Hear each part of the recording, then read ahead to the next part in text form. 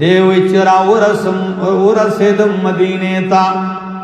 مسجد نبوی تا لاړم د ماښام د مانځه ټیم دی څنګه چې جمعات ته وردن نشم جمع ودرېدله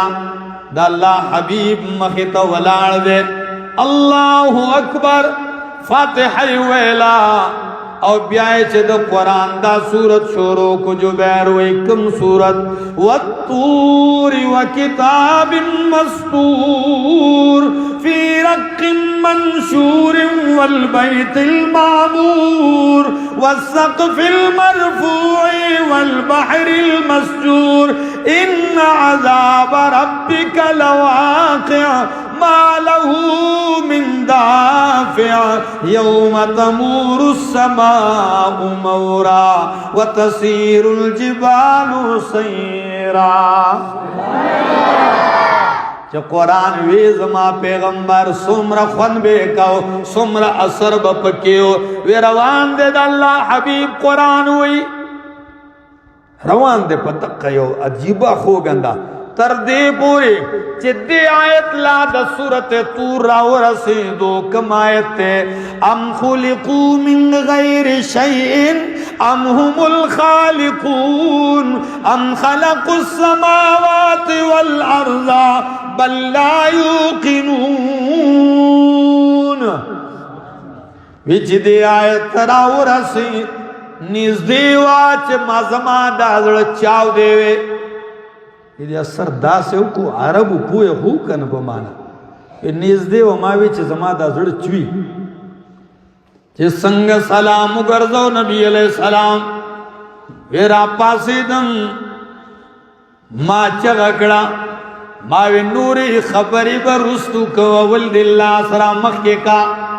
وی نبی کریم اللہ سرا مخی کو ماوی اشہدو اللہ الہ الا اللہ واشہد ان محمد رسول اللہ دمرا متاثر کن کلام دے دمرا پا جندن کی یو انقلاب راوستن کے کتاب دے یو بدلن راوستن کے کتاب دے دا خواہ کتاب دے زندگی بدل کری دی جندن دا خلقو بدل کرے دے کم چی فی ظلال مبینو اغا علا ہدم من ربهم وَأُولَئِكَ هُمُ الْمُفْلِحُونَ گرزی دلی دی کم چی کنتم علا شفا حفرت من النار دا دوزخ پغاڑا اگا آخرنی موٹے ترسی دلیو اغید جنت الفردوس وارثان گرزولی دی کم خلق چی کنتم آدان دشمنانو آغا خلق دی کتاب پذریعہ فَأَصْبَحْتُمْ بِنِعْمَتِهِ اخوانا رونا رونا گرزی دلی دی دا خدا سے پر تاثیر کتاب دے یقینو کہے دے خوب دے نور و خلق و اثر کر اس پر پیغمبر باندے دے اثر در تخیر نبی علیہ السلام امام ابن ماجدہ روایت نقل کرے دے کہ حضرت سالم مولا ابی حذیفہ چی تلاوتو کو داد پیغمبر شاگردو دد خلینا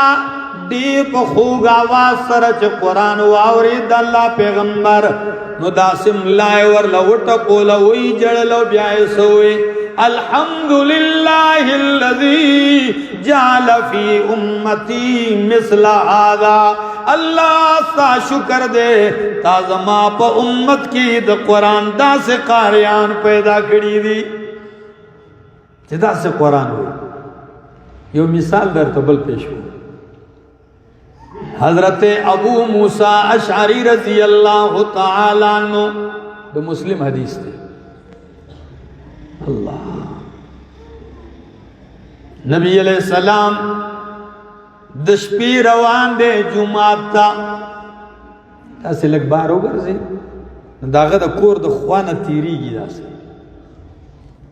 چې په څنګ کې تیرې نو ابو موسی اشعری رضی الله تعالی عنہ ولاړ دې په کور کې او تهجد لپاسې تلې د قران لولي او خو بچي غي وي د مدینه هغه پرسکون فضا او بیا د تهجد د پرسکون وخت چې دا د رحمت خاصه نزول وخت دی چې قرآن وی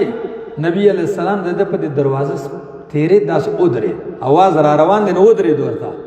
چې تر سو پوری داغه د قرات आवाज راځي سید الانبیاء ولاړ دے په انتظار دے اوری داغه قرآن کلا چې تلاوت ختم شو ابو موسی اشعری تلاوت ختم کو نبی علیہ السلام روان شو سار مانځ کې چې ابو موسی اشعری ولیدو اے ابو موسی بیگا د قرآن لستلو ما در ل قرآن اوریدل او تلاوت ډیر مزه کولا ډیر خوند کو ډیر مزه کولا دی وی اے د الله حبیبا آیا تاسو زما قرآن اوریدو نبی علیہ السلام وی تیرې دم خو چې بس قرآن आवाज را باندې ولګید بیا مې قدم نه دی غسې به ولاړ بیا ورته ولاړ نو سوئی امام مسلم الفاظ دادی ابو موسی اشعری وی وید اللہ حبیبا کچر ما تدا پتوے چی دا اللہ پیغمبر زما تلاوت ولاړ دے نو لحبرتها لک تحبیرا امام نووی مانا کئی اے ولا جملتها لک تجمیلا نو ما با نور پا خیستان دا سا قرآن لستلے محبت نورم خوند اغستے خود بخاری حدیث دادے نبی علیہ السلام ہوئی ما اذن اللہ لشیء ما اذن لنبی یتغنا بالقرآن اللہ تمرا پتوجہ سرا بلس شے ناوری سمرا پتوجہ چی اللہ خپل قرآن اوری چې کله زما پیغمبر قرآن لولي الله وی زه ډېر په توجه دا هغه کتاب دی افسوس ته موږ نه یو خبر ده دی نه دې د خوان نه خبر یو نه د معنی نه خبر یو جو بس هغه یو کار دی هر سړی ځان